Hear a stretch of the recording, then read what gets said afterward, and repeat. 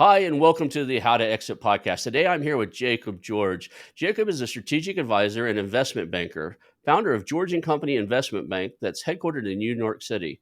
With a strong global presence and experience in executing cross-border transactions, George and Company provides clients access to global platform to acquire companies, divest assets, or raise capital. George and Company has experience advising companies in the technology, software, aerospace, defense, uh, industrials, healthcare, technology, and food and beverage sectors. Welcome, and thank you for being on the show, Jacob. I'm really glad to have you here today. Let's just start with kind of your origin story. I like to joke around and say, hey, you were born, and then someday you ended up here with me on a mergers and acquisitions podcast. How did you end up here? Had an interesting path. My family, especially my dad, is very much an engineering person. Grew up wanting to be an engineer, right? And then went to a magnet school for electrical and computer engineering. And somewhere I would say, sometime in high school, I was like, wow, I really don't see myself doing this for the rest of my life. I love technology.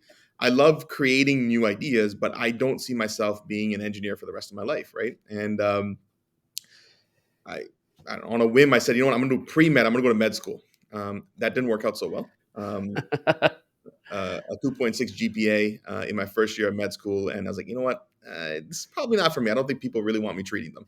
So I says, okay, I'll switch to finance. And the motivation to go into finance was really simple. I liked investing in stocks, right? I would sit next to my dad. My dad would be, working on his retirement fund, and I just liked investing into stocks, and it was that simple, right? That's why I went into finance. Had zero clue about the different areas of finance, corporate finance, investment banking, equity research. I knew none of that at all, right? I just wanted to do stocks, and then my brother who's 2 years younger than me. He gets to college, goes into finance, watches a movie called Wall Street Money Never Sleeps. And he comes home and is like, man, I want to be an investment banker. Right. And I was like, okay, cool. What does that mean? And then I remember I was doing a lot of research. And I was like, this is really, really cool. Right. And one of the things at that point that happened was that I realized I was still very passionate about technology.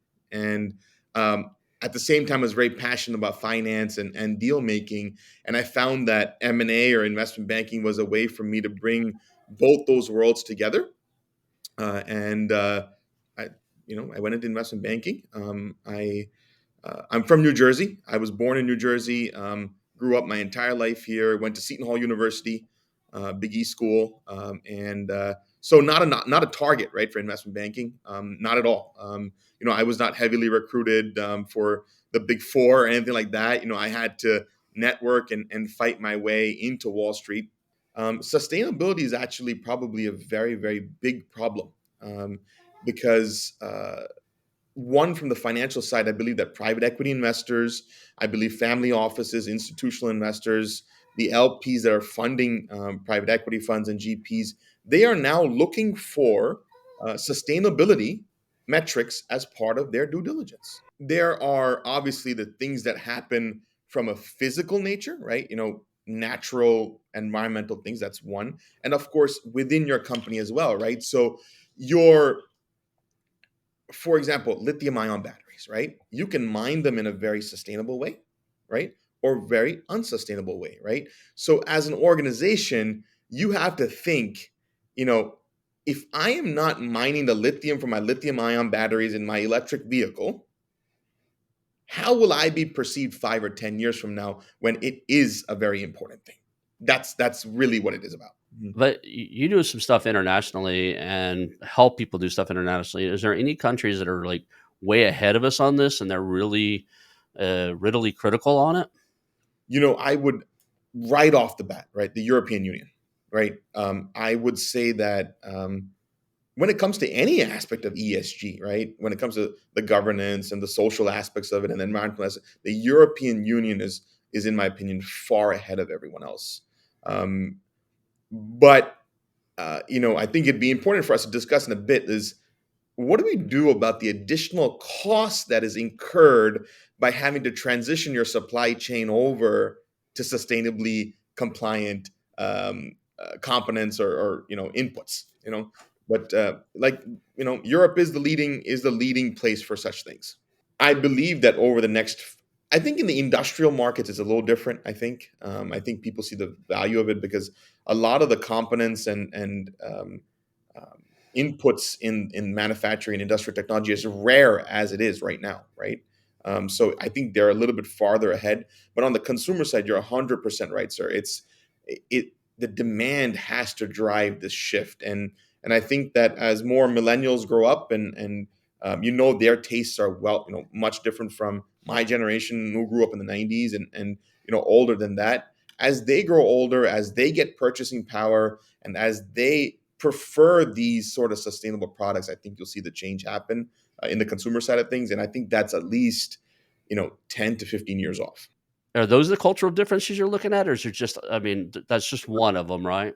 That's just one of them. And um, it's really about how people are, right? It's about what makes them go, how they think about life. And it M&A, I would say, is 90% psychological and 10% technical.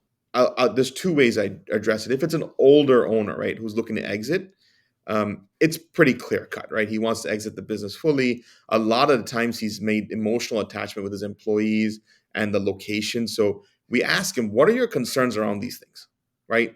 What do you want me to prioritize in the M&A process with the perspective acquired when it comes to these things, right? And secondly, when it comes to key employees in the organization, almost immediately, right off the start, we're asking them, "Hey, what do we need to do for you in this deal?" Right? You're critical to this deal getting completed. The new owners or the new acquirers are going to want to know that you're engaged. What do you want? What's going to make it worthwhile for you? What's going to make you happy? And also, how do you want your career to look? So we go through a couple of these things to build that relationship and build that connection. And I see that it really does help the deal quite a bit. I want to be comfortable in doing this transaction, right? Not that I want to have to know every potential acquirer. We're able to do our research, but I want to be able to speak about it intelligently, right? I want to be the best advocate for the owner, for the executive or the entrepreneur. And so I try to take on deals where I can offer some value for them in that aspect. There are bad investment bankers and there are bad brokers, like any other industry. There's Yeah, bad CPAs and bad lawyers, right? yeah, You've got to find the right people to work with. Let's like, not to brag, right? I'm not gloating, right? Um, when I go to bed at night, it's less about my commissions or my success fees and more about if did I do right by that person, right? And that's the way I live my life. That's yeah. the way I run my organization, and everybody in my organization will align with that, or they'll be out, right? And that's about it, right? And so that's why I said, you asked the question, how do you approach an investment bank? Interview them, find out who they're about, try to meet them, and see what goes on.